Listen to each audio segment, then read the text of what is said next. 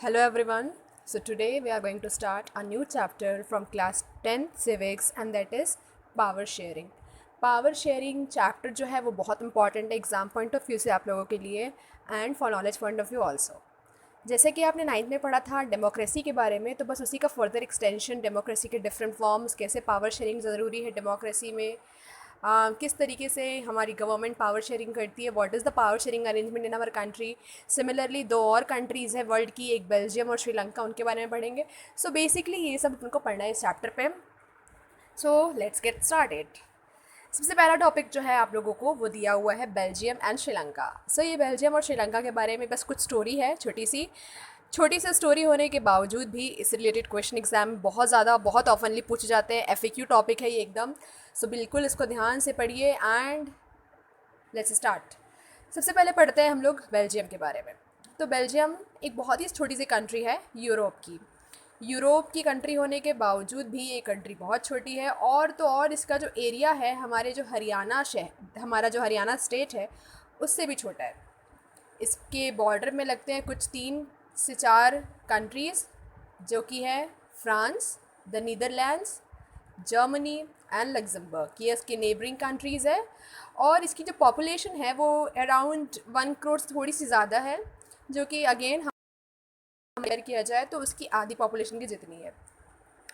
और इस छोटी सी कंट्री होने के बावजूद भी, इतनी कम पॉपुलेशन होने के बावजूद भी, इस कंट्री का जो एथनिक कॉम्पोजिशन था वो बहुत कॉम्प्लेक्स था.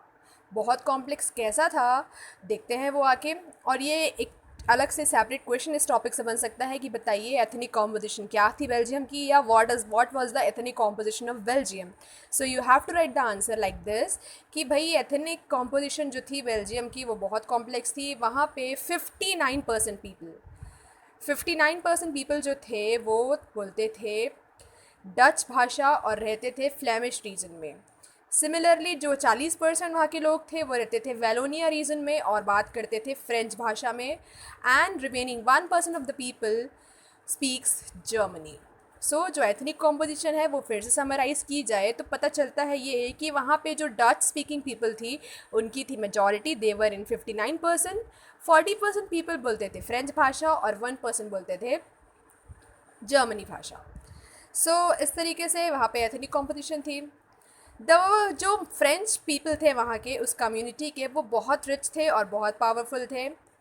और इसी के चलते जो डच स्पीकिंग पीपल है उनको सारे बेनिफिट्स का बहुत धीरे धीरे चांस मिला. एंड इसी के चलते डच और फ्रेंच के बीच में एक टेंशन क्रिएट हो गई थी. डच स्पीकिंग पीपल और फ्रेंच स्पीकिंग पीपल के बीच में कुछ टेंशन क्रिएट हो गई थी between the year 1950s and 60s. और ये टेंशन जो हुई थी बेल्जियम में वो ज़्यादा एक्यूट थी ब्रुसेल्स में. अब भाई ये ब्रुसेल्स क्या है? Brussels is basically the capital of Belgium.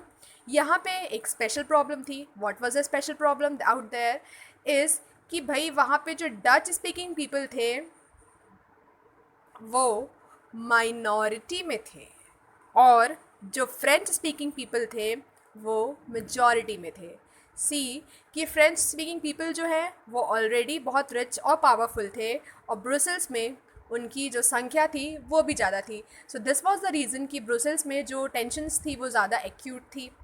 अब इसको अपन कंपेयर करते हैं हमारी ही नेबरिंग कंट्री जो हमारे हमेशा इस टेंशन के साथ हमको मुफ्त में मिल जाती है, दैट इज़ श्रीलंका. श्रीलंका की क्या कहानी थी भाई? श्रीलंका को अगर आप देखोगे ध्यान से तो एक बहुत छोटी सी कंट्री है साइज़ में ही.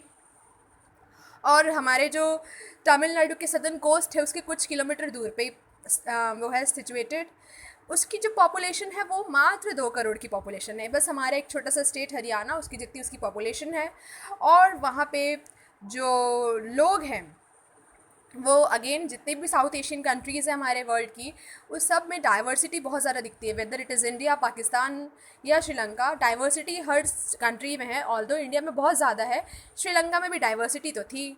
अब वहाँ पे कैसी डाइवर्सिटी थी, वहाँ की एथनिक कॉम्पोजिशन कैसी थी, आइए उसको डिस्कस करते हैं.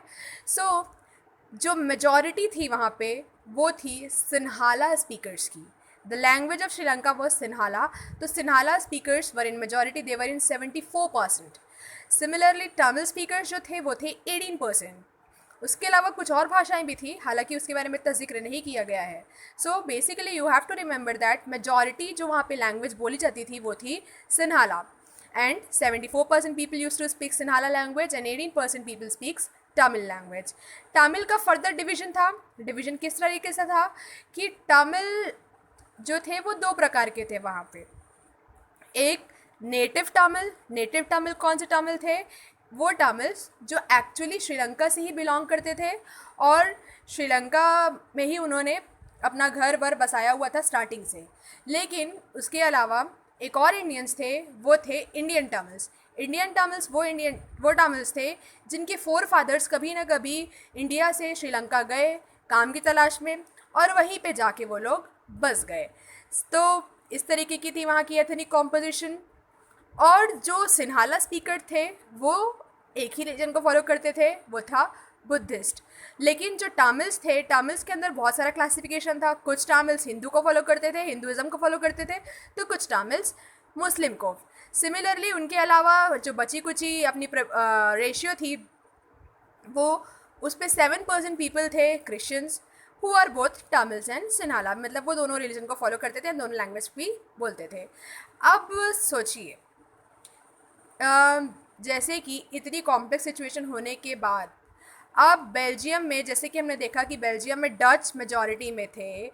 अगर डच लोगों ने अपनी मेजॉरिटी का फ़ायदा उठाते हुए बेल्जियम में कुछ ऐसे रूल्स बना दिए या ऐसे रेगुलेशंस बना दिए कि फ्रेंच वालों को या जर्मनी लैंग्वेज वालों को उस रूल्स के अंदर दबना पड़ रहा है, तो क्या वो सही होगा उन कंट्री के लिए? नहीं होगा, बिल्कुल भी नहीं होगा. उल्टा वहाँ पे और कॉन्फ्लिक्ट्स बढ़ेंगे.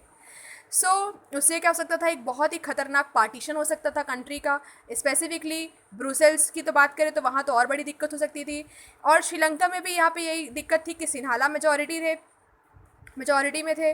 अब वो लोग क्या कर सकते थे, उनके पास क्योंकि वो मेजॉरिटी में थे तो वो लोग अपना पावर पूरी कंट्री पे इम्पोज कर सकते थे. अब अगले वीडियो में हम देखेंगे कि एक्चुअली में क्या हुआ दोनों कंट्रीज़ में, श्रीलंका में क्या हुआ और बेल्जियम में क्या हुआ.